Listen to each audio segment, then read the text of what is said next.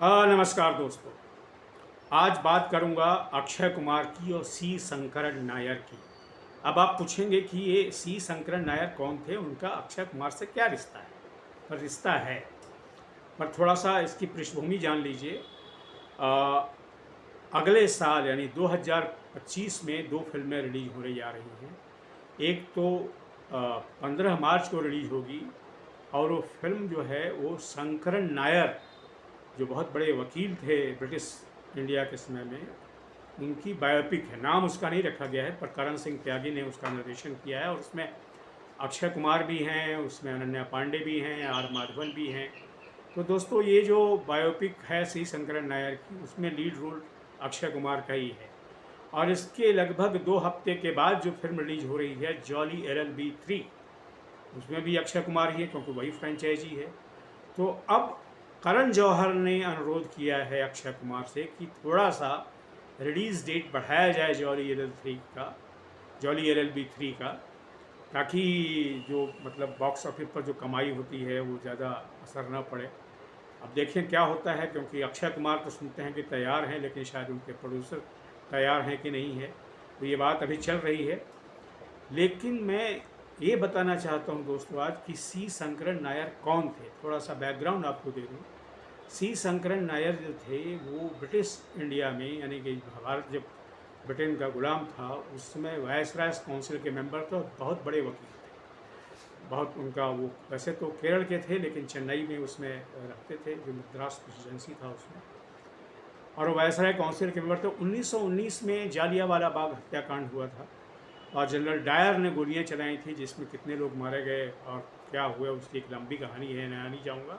फिलहाल याद दिला जाता हूँ, जालियांवाला बाग हत्याकांड के बाद सी शंकरन नायर ने 3 महीने के बाद वायसराय काउंसिल से इस्तीफा दे दिया।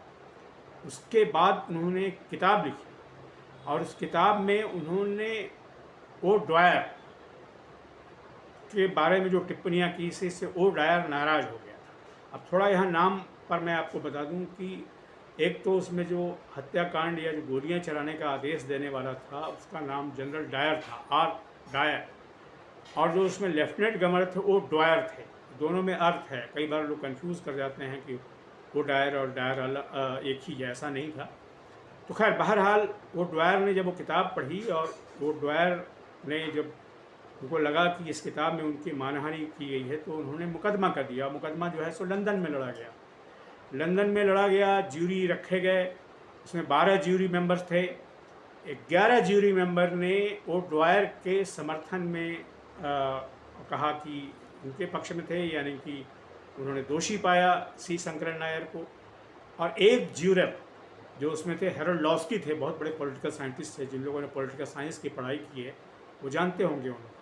उन्होंने डिसेंट दिया, मतलब असहमति व्यक्त की। तो ब्रिटिश कानून के समय उसमें नियम था कि यदि एक ज्यूरर जो है वो विरोध में वोट देता है या असहमति देता है या डिसेंट देता है, नोट ऑफ डिसेंट देता है, तो फिर से सुनवाई होगी। तो दोषी तो 11 ज्यूरर कह चुके थे कि सी शंकरन नायर दोषी हैं। तो अब फिर आया सी शंकरन नायर के सामने ब्रिटिश कानून के अनुसार कि या तो आप फिर से मुकदमा लड़िए, अपनी बात कहिए, या फिर जो है सो आप फ़ाइन दीजिए, मतलब मानहानि की जो जुर्माना की राशि है, वो जुर्माना की राशि लगभग आज की तारीख में 5-6 करोड़ रुपए से ऊपर है, मतलब आप ये समझ लीजिए।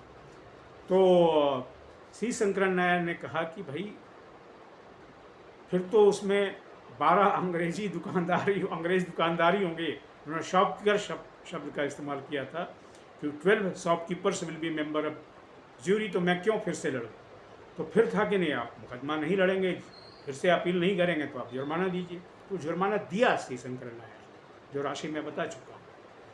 तो उस समय हालांकि उसमें ब्रिटिश प्रेस ने उनसे पूछा कि क्या आपको लगता है कि आप हार गए। उन्होंने कहा कि नहीं, मोरली में जीत गया, मुकदमा हार गया पर मोरली जीत गया।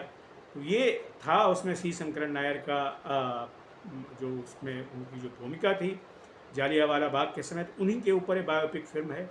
अब देखिए फिल्म कैसी होती है, क्या होती है, ये तो जब फिल्म रिलीज हो जाएगी 15 मार्च 2025 को, तब मैं इसके बारे में करूँगा और जानकारी दूंगा आपको, और देखूंगा तो जानकारी दूंगा।